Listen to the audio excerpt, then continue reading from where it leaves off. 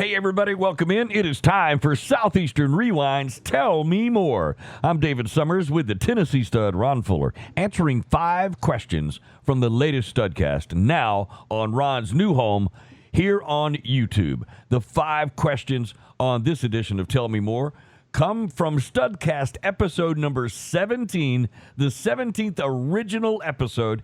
It's called Celebration.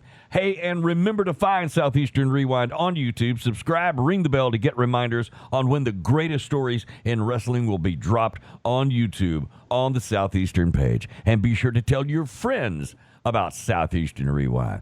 Hey, Ron, there's some exciting stuff happening this weekend, and exciting stuff been going on for the last couple of weeks, especially with this new USA thing you got going. Hey, what's going on with you? You doing good? I'm doing good, man. Sure am, Dave. Really, really good. Enjoying it. In the mountains, a little warm today, but I don't think it'll last much longer here. I believe we're going to start to get some cooler weather within the next couple of weeks, and kind of look forward to that. But yeah, man, doing great. And yeah, you brought up this is number 17, man. And, yeah. Kind of crazy. That has some special significance. I'm not real sure about what that is, but and yeah, you're right about the TV shows. Now these TV shows are showing up on Southeastern Rewind. We're going to be this coming Sunday getting that third one, the number 3 episode of USA TV Wrestling from 1988, and wow, it's just it's amazing what's happening on that YouTube channel. I'm real happy to see the response and all the people that have subscribed, and just really enjoying piecing it all together, man. Oh, easily. And folks are looking for this kind of content on YouTube. They're looking for these old wrestling shows. And the cool thing is, yours have the best quality I've seen, with audio quality as well. You have to scrub some of the music because of copyright and stuff. But listen, you guys are doing it the right way because the episodes are in order, so you keep up with the storyline. Yeah, that's the way it's best done, for sure. Yeah, and that's the way we put them out originally. That's why wrestling was so popular, I think, back in the day. Most everybody was doing that process, and and we were really doing it long before most of them were. So yeah, this is another big one coming, and I'm just hoping fans will keep joining us for them, and they are really loving them. The numbers tell that they're really enjoying those TV broadcasts, and they're also enjoying those recall reviews that Les Thatcher and I do. After each one of them, we go back and review the show. So that's been good too. So we got one here today, man. This was a great one when this one came out, Dave. This one was really exciting for me. In fact, I didn't know what Tony was going to do. He didn't tell me what we were going to do on this one. Right. And we usually talked about what we were going to do on the next one. And he said, I'm just going to take care of this one for you, Ron. And so he brings on 5 big guests on this one, and by golly, you're one of them, Dave. Well, I don't know. Tony lost his Rolodex or something that day. Hey, but Tony Basilio, what a guy, and a great guy from Knoxville. He's famous for being on TV and radio, especially radio in the Knoxville area. And as folks may not know, he was the co-host of the show, really started it with you from the very beginning, and at least all the way up through, episode 30 or so. So Yeah. Tony, well known in the Knoxville area. Yes, and great at what he does. Really good, and he's obviously on this one, man. And this one is number 17, and on this one with him and you is Jim Cornette.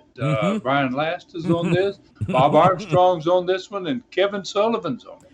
And tell me why Tony said, hey, let's do something special, because somebody said something to you about if you make it 16 episodes. What's the deal with that? Well, I didn't really get the total explanation, but I got the feeling that it was kind of a critical number. If you make 16 shows, you're basically about 4 months in, you still have an audience, And that audience is a pretty important figure at that point. I mean, obviously, you got a big audience, so you're going to probably survive. You're going to go forward, and if you don't, you might be hanging up your headphones, man, because it's all over for you. So we got to that 16th episode, and Tony says, "Hey, Ron, I got something special for number 17," and he kind of throws all these guests at me, man. So I guess that's a fair explanation for everybody out there. Those obviously that have already listened to it, and those that haven't listened to it, I think you're going to want to go back and listen to this one because it's really, really kind of special for sure. Yeah, and on top of that, making it was Tony's way of saying, too, making it in the podcasting world is not easy. There are thousands of podcasts out there. There are hundreds or maybe even thousands of wrestling podcasts out there. Everybody's got one. So becoming significant and relatable and relative is really huge. And I think folks immediately found out, oh, okay, Ron Fuller, I remember him. And then you began telling the story that almost started with "in the beginning." So, well, I think it did. I think that was the name of the first episode. But anyway, I think that's the significance of that. The podcasting world is tough, and you had made it through 16 episodes, so you're celebrating on number 17, and a great idea from Tony. Yes, and I really appreciate it afterward. I really enjoyed this show myself because I didn't know who these people were going to be, and he just kept popping them on me one at a time, and heck, let's jump in. Let's see what the heck the first question is today. I can't hardly wait on this one, man. All right, let's do it. Okay, so Alan Downing is number one. He's got the first question. Alan Downing says, "I was amazed to hear Jim Cornette as the first guest on this Studcast to surprise you. I really enjoyed the stud stories that you've told on Cornette's shows. Can you give us a quick stud story on this? Tell me more."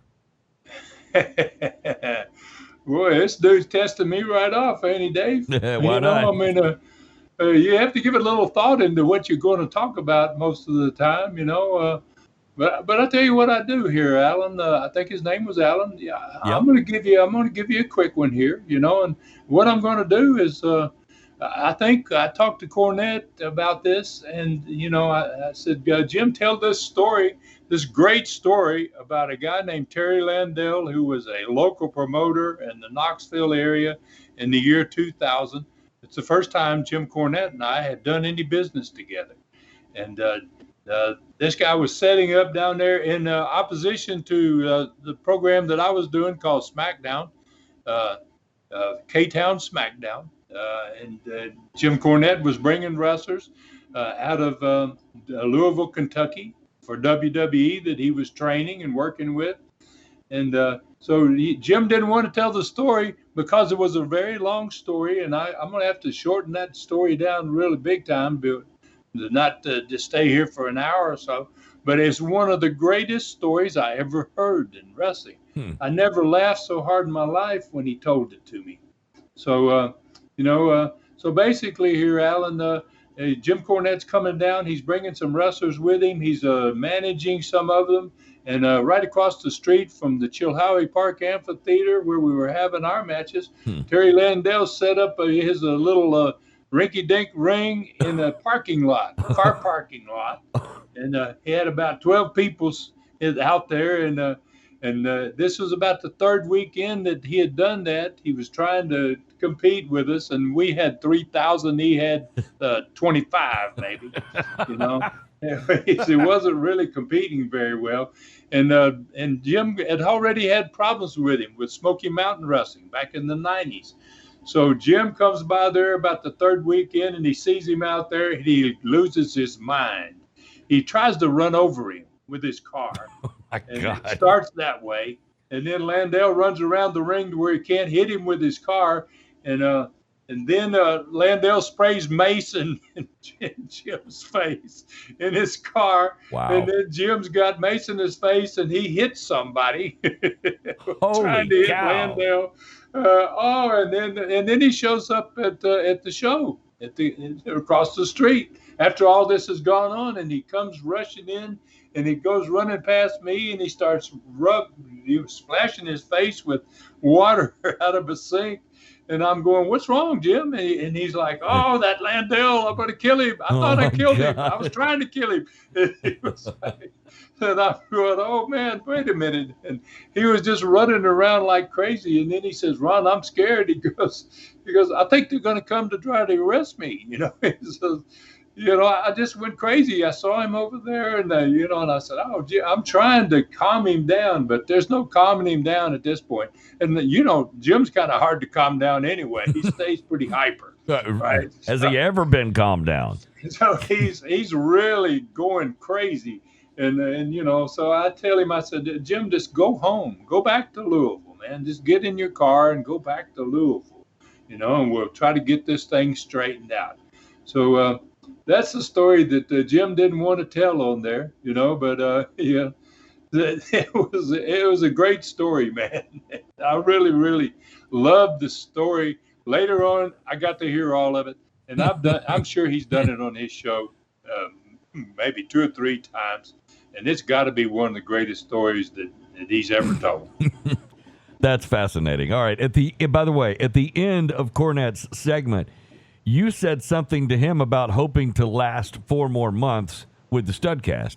He said something about you lasting 4 more years, which is pretty funny now because we are currently on episode number 213. You have passed that 4 years that he predicted.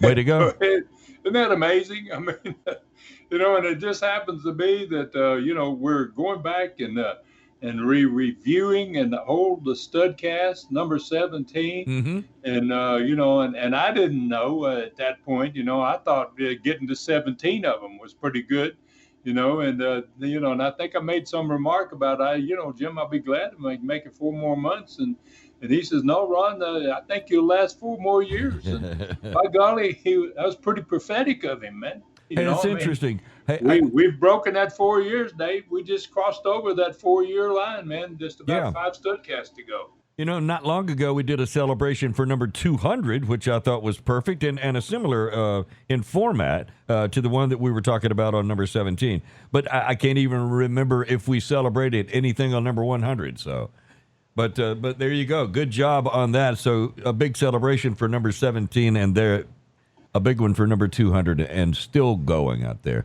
All right, let's move to number 2, Tom Morris. I loved the Kevin Sullivan part of this Studcast. His Ron Wright chisel story was great. What is one of your best memories of him? And I'm assuming he's talking about Ron Wright or Kevin, or you could do something on both. I think he's probably talking about Kevin. I mean, he started out saying he loved Kevin in the Studcast, and gosh, it was a long time ago, but I do remember a little bit of that chisel deal with Ron Wright. And gosh, Kevin tells a good story too. And his was really great. As I remembered, he was very young, and Ron Wright had his chisel out. Second time he went to wrestle over in Knoxville out of the Nashville territory, and he told Kevin, "You're going to get it tonight," and Kevin said, "No way, don't you dare. You better not do it," right? And Ron Wright didn't really care, and he popped him with it really good. and it was a chain match. He was chained to Don Wright, and a guy named Whitey Caldwell, big star in Knoxville, was chained to Ron Wright. And he said Ron Wright hit him with the chisel, and then he said, "I thought they were trying to kill me." It was something like that. They were trying to kill me, Ron, because I was a Northern boy. I think that's what he put it.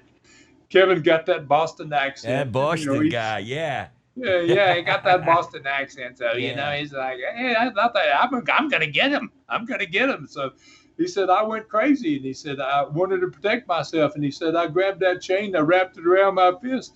And he said, Don Wright was hanging in the corner. And he said, "I went across and busted him in the face with it." He said he cut his left eye, and he broke his nose or something. And he said, he said, I thought, that would be the end of it. He's just going to fall down there and he's going to quit, and and we're going to stop this. And he says, he said, Don Wright screamed real loud, so everybody in the crowd could hear it. He goes, the boy, that's what I like, man. That's what we like here in Tennessee. He said, come on, give me another. Oh, my God. Kevin said, I knew I was in the wrong place, man. Oh, boy. So Kevin, what a great guy, So, and I guess a memory I have of Kevin, one of my favorite memories of Kevin is after I quit wrestling in 1988, and Kevin was wrestling for me in 1987. And I never saw Kevin for 15 years, and I got into hockey, and I got, and I retired, and I moved down into the Florida Keys, man. So, and then one day I went to the gym, and I lived in Tavernier, and about 10 miles further north was Key Largo, and there was a gym in Key Largo, and I went into the gym, and guess who's in the gym, Dave? Oh, don't tell me. Kevin Sullivan. Wow. Okay. Kevin Sullivan's over working out, and I go to him, and he goes, Ron. I go, Kevin, what in the heck? He says, what are you doing out here in Key Largo? I said, I live in Tavernier, man. He goes, are you kidding? So we'd been down there for probably a year, and didn't even know that we were only 10 miles apart. Right? Wow. So wow. So he comes down to my place, and I got a boat, and I got a nice little home there, and I got the boats parked in the back, right? And so I said, Kev, let's go on a little lobster run. I got a little lobster hole out here, and so we go right out of down the canal and out into the big Florida Bay there that basically goes north all the way up to the mainland, and so we throw an anchor on this little lobster hole I got. So I go down, I get my fins on, and I get my mask on, and I go down first. And then, there's a fair-sized shark in there. He's about 5 feet long, maybe, and he's inside the hole where the lobster are normally there, So I give him the old stick, that you have when you're lobstering and you net them. The old tickle stick. I jabbed him a little bit, and he swam out of the hole. And so then I had a lobster come out, and I got kind of chasing the lobster off to the side, and Kevin goes down in the hole. Mm-hmm. And Kevin comes up. I'm not looking at him. I've got the lobster, and he's in my net. I got my back to Kevin, and he comes up, and he screams, "Shark!" Right? Right. I'm kind of thinking, man, maybe this 5-footer, man. What the hell? Kevin's having a problem with him. And I turned around and look, and Kevin has a little hammerhead shark, about 1 foot long by the tail. And he says, "Shark!" He screams, "Shark!" again, and he throws it at me. Oh, my God. And the little hammerhead bounces off my head. We laugh about that, man. We laugh about it. Every time I see him, he screams, "Shark!" Okay. So, crazy dude. Kevin Sullivan is just an absolutely crazy dude, and one of the most talented wrestlers, who had been at that point. Now I'm watching TV a little bit every once in a while, still watching a little wrestling back in those days. It was about 1994, 95. And he is working for WCW. He's the booker for WCW during this time frame. And my brother Rob is Colonel Parker, man. He's got his own boys and his own little stable going, working for Kevin. So, wow, good question, Tom. It takes me back. I always love that story about the shark story. And thank you very much, man, for bringing this one up. Well, you called him crazy, but there you are poking sharks with a stick. Anyway, all right, so question number 3. There's more than one kind of crazy, yeah. I guess. Yeah, okay. All right, number 3. Brenda Johnson says, I always liked Bob Armstrong and his sons. I think he mentioned jaw-jacking, and I also think you have used that term in the current Studcast. Is that name going to be used somewhere in the future of the Studcast? Well, Brenda, that's a good one, and I like the fact that she's going back and listening to these older ones, and she's listening to the new ones as well. Yeah. She's listening to 17, and she's also probably listening to 213 that's out now. Which is a great studcast, by the way, for those out there listening. One of the best, I think. It's kind of funny. Yeah, so let's start with this. I'm gonna break this down a little bit for you, Brenda. Here, the name kind of started when I saw Bob Armstrong one night. I mean, just throwing these right hands from out of left field.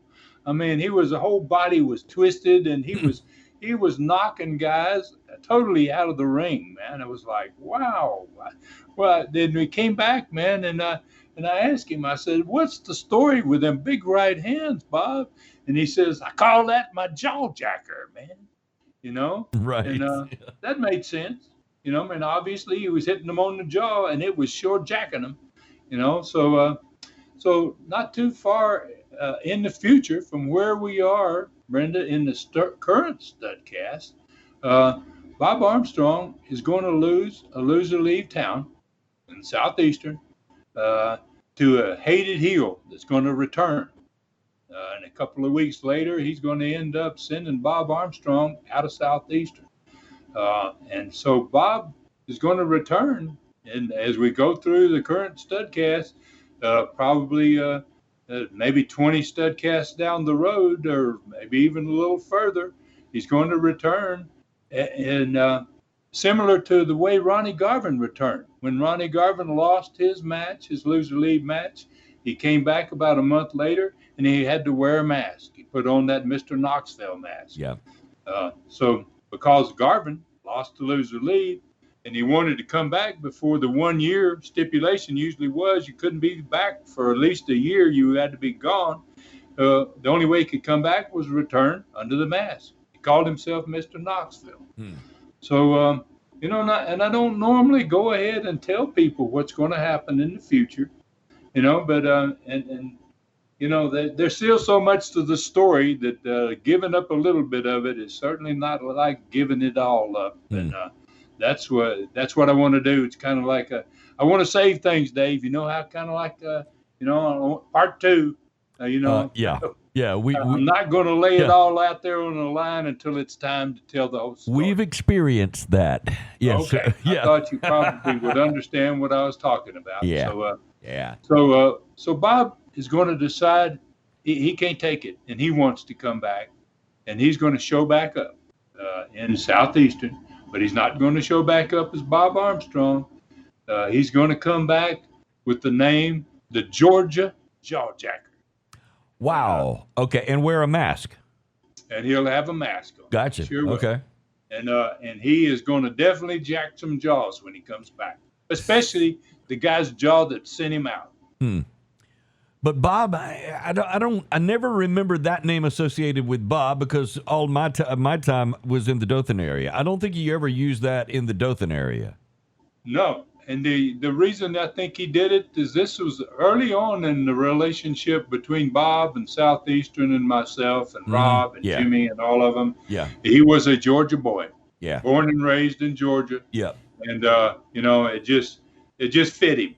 Yeah. To be the jawjacker been one thing, but being the Georgia jawjacker. Right. Yeah, exactly. I mean, it gave him a whole new sound and look. Oh, no doubt. All right, number 4, Buford Taylor says, being from the Knoxville area, I didn't know about Dothan and David Summers. Wow, that's me.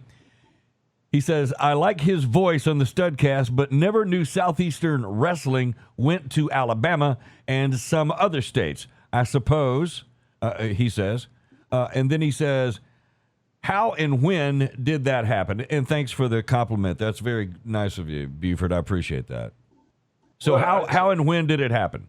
Yeah, and that's a good question, Buford. I understand, back in the day when Knoxville was really on fire, and people didn't understand that there was wrestling in every part of the country, and all of them usually had a different name for their company.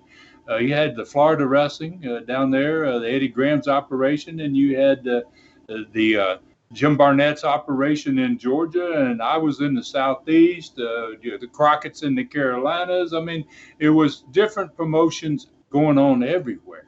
So when you were watching Knoxville TV, you were just seeing what we were doing in a very small area of the Southeast. In 1978 and 1974, when I went there, I gave it the name Southeastern. And in 1978, I decided I was going to open a second territory, another territory. And that one ended up being down there in that Alabama and Mississippi, Florida Panhandle area. It was called the old Gulf Coast Wrestling. Now, Buford, there's no way you would have known about it. We didn't advertise it in Knoxville. Right. We also have a Southeastern down south of you. So I can understand you kind of got lost here about what are we talking about Dothan? How did Dothan get into the picture, right? So in 1979, we had this big war between myself and 5 of the major wrestlers of Southeastern, and end up selling and leaving Knoxville in 1979. And with me went many of those stars that you watched, Buford. They went south.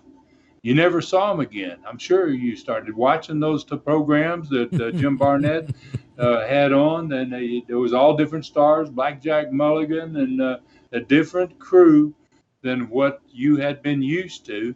And I'm sure you thought about where did everybody go, And so we went about 500 miles south to Pensacola, Florida. So down there in 1978 was David Summers. And he was in that Dothan area.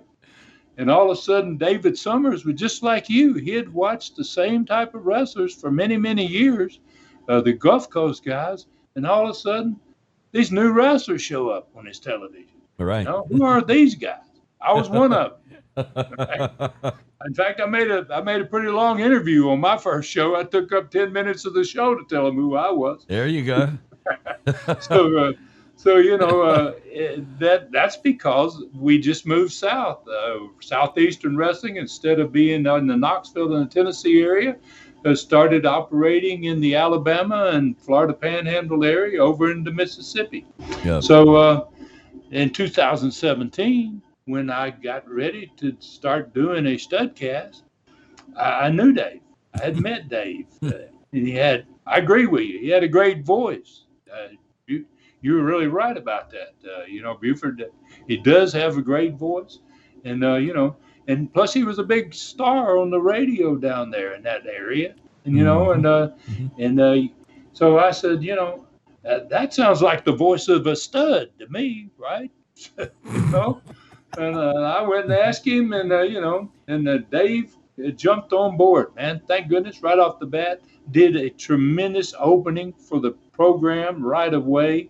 Done all the commercials, every one of them, for 4 years now, right, Dave? Yeah. I mean, all the spots and breaks in the middle, the close at the end.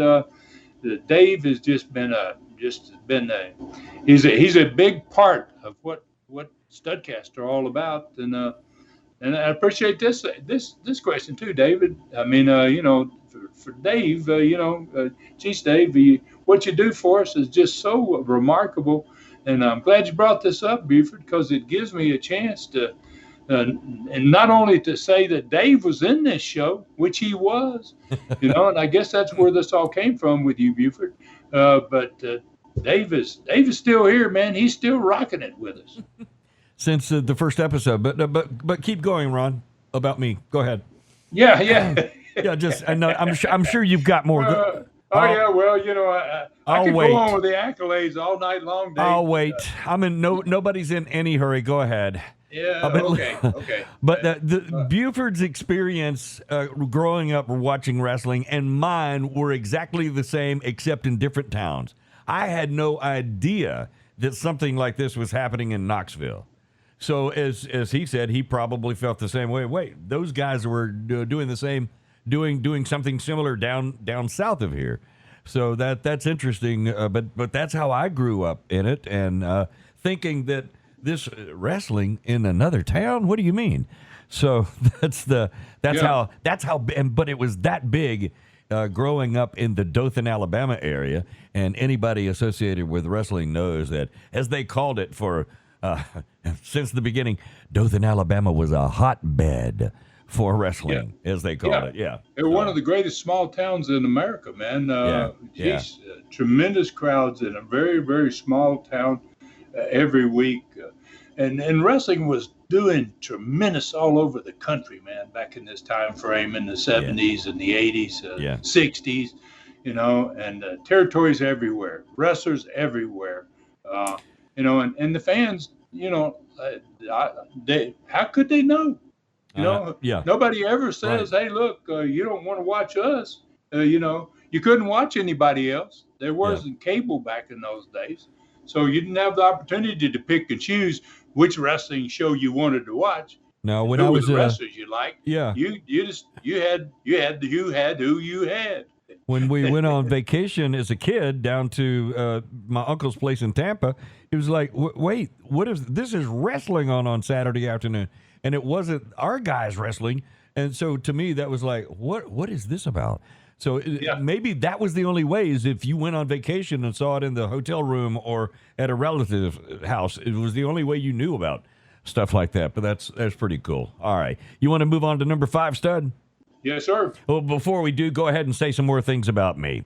Oh, man. Okay. I'm going to save some of them, Dave. I don't want to run out of superlatives for you, man. Oh, I understand. If I use them up all right here, I probably won't want to say them again. So, I think I'll hang on to some of them.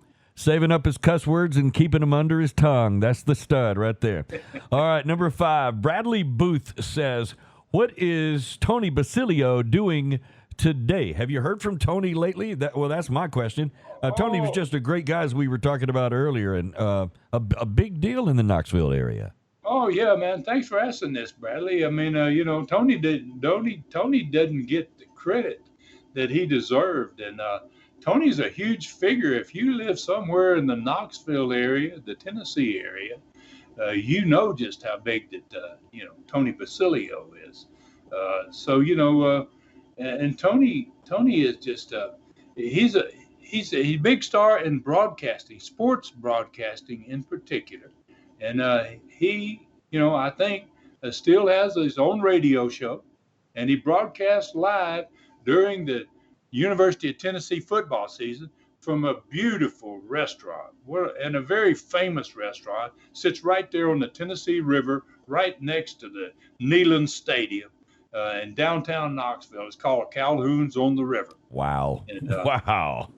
Yeah. You know where that is? Have you ever heard of that restaurant? No, but it just doesn't sound like you get any closer when you're right next to Neyland Stadium. Man, he broadcasts the games. From down there, you can hear the roar of the stadium. Yeah. The restaurant is so close to it. Okay. I mean, and he still does that to this very day.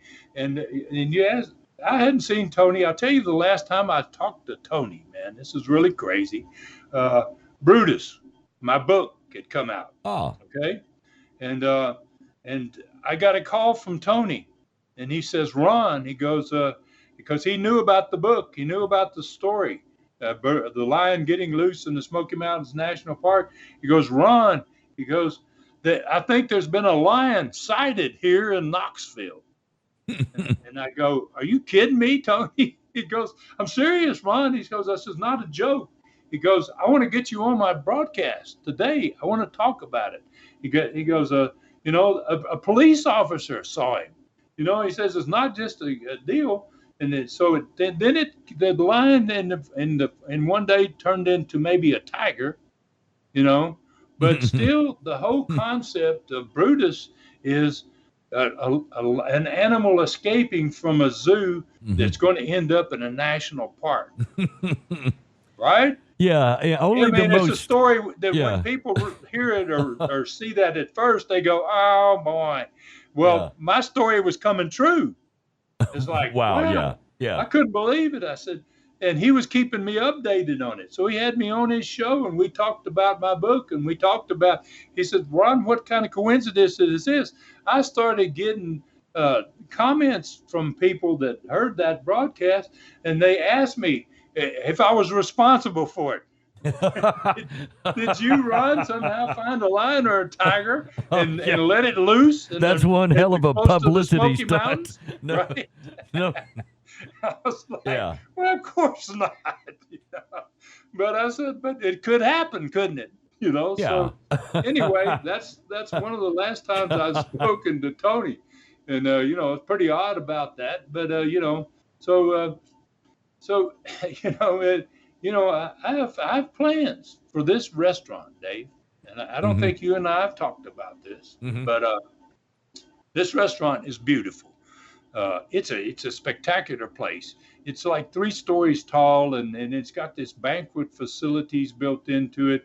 It's just an iconic restaurant. People come they come down to see not just a football game, but to eat at Calhoun's on the river. So, and it happens that I got plans for a live once a month Studcast dinner show. Oh, wow. From that restaurant, starting in October of this year. Nice. So what I'm thinking about doing is I'm going to have a 2-hour long show, and it will include dinner right there from the restaurant, in the restaurant. They have bars, the whole deal. And it's one of the best restaurants in America. No doubt about that. First hour of the show is going to be a special Studcast. The second hour of the show is going to be with the fans who come asking me and my co-host, going to be Les Thatcher, asking us questions. And we're going to record it. We're going to record the whole thing, and we're going to put it on my Southeastern Rewind YouTube channel. So, it's going to happen. The first one is going to be on the second Wednesday in October, Wednesday, October 13th, 2021. We're going to charge $30, which will get you the show and the dinner with the stud in one of the best restaurants in America. And it's going to give all of these people that come the opportunity to ask their questions on camera and be seen all over the world on YouTube. Wow. Well, okay. All right. That's pretty cool right there, Ron. So, but listen, I have to ask you personally, you're seeing other co-hosts? What in the hell? Oh, it's that Thatcher guy. Never mind. Well, Les Thatcher has a little bit better tie-in to Knoxville than you do, man. You're probably cheering for Alabama, I have to admit to that, absolutely. But just that scene, Calhoun's right there on the river next to Neyland Stadium, and I see that occasionally on Saturday mornings. You'll see the boats are pulling up to go to the game. Oh, yeah. And, man, you don't get a better atmosphere than that right there. The Vol there. Navy, man. The Vol Navy's all pulling those boats in there. In fact, they're tied off right next to Calhoun's on the River restaurant. It's a great venue. Les is only involved because Les happens to live here now. He's moved back from Ohio. Yeah. And he's living in Knoxville. And but I think this is going to be something really, really cool for fans. To have the opportunity to come to a restaurant like that, to have dinner with me and Les, and the very first one is going to have Jimmy Golden as a special guest. Oh, so Jimmy would be there actually? Jimmy's going to be there too. Oh. There'll be 3 of us sitting at the table in front of everybody, and we're going to talk Studcast for an hour, and then we're going to answer questions for an hour. I've dined with you. I've dined with Jimmy Golden, and folks, you have to. These guys don't watch their manners at the table. I'm just saying. Hey, that's an awesome idea, and I think that's going to go over really well. I'm trying to figure out how I fit into this. I'm trying to make it about me, Ron. I know you understand. All right, but listen, that's cool, and that's going to be an honor to hang out with Jimmy on that first edition. And let's keep reminding folks around Knoxville so they don't forget that. And then, of course, you got the legendary Les Thatcher there as well. And one more time, this Sunday at 2 o'clock, tell us what's happening on YouTube. Sunday at 2 o'clock, at actually 3 Eastern time. This has been the drop time for every one of these programs. This will be the third USA TV program. It will drop at 3 o'clock Eastern time on the dot. And the first one, the 1978 Southeastern TV show, dropped at 3 o'clock Eastern time.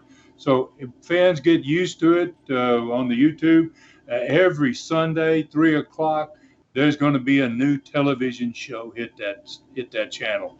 And there's a lot of other stuff on there now. It's really building on there. I'm sure, Dave, you've been on it quite a few times, like a lot of people have, and it's just getting. This is going to be on it too. In fact, this one right here, I think, is going to be on it probably this coming Friday, 2 days. Yeah. We're recording this on a Wednesday. Yeah. And it's going to be up on a Friday. So, and I really appreciate all the listeners out there as always. Thank you all so much and for your support of these. These Tell Me More shows have become extremely popular. In fact, absolutely, they are more popular than the people going to listen to the original Studcast. That's because a lot of people have listened to those shows. Yeah. But wow, I'm just real happy with everybody's support, and I appreciate it so much. Yeah, and they're gleaning new stuff from these that they might not have heard on that original Studcast, and that's really how that works. I was exceptionally good today on the show, don't you think? Oh yeah. You're still digging for those superlatives, aren't you? You damn right I was. All right, there it is. It's another Southeastern Rewinds. Tell Me More, where the Tennessee stud Ron Fuller answered 5 questions about Studcast number 17, which is now on Ron's new home on YouTube. And remember to find Southeastern Rewind on YouTube. Subscribe, ring the bell to get reminders on when the greatest stories in wrestling will be dropped on YouTube. And be sure to tell your friends about Southeastern Rewind. For Ron Fuller, I'm David Summers. We'll be back soon with another Tell Me More.